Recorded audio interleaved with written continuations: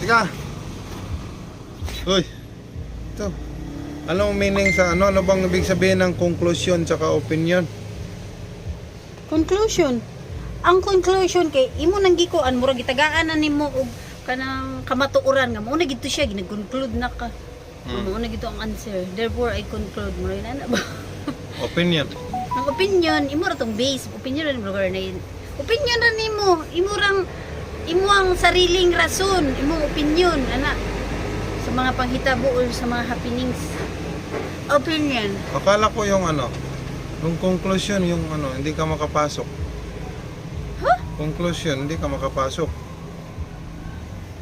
Ano? Conclusion, siyempre hindi ka makapasok. Ngano gani? Conclusion nga. Kung opinion, makapasok ka.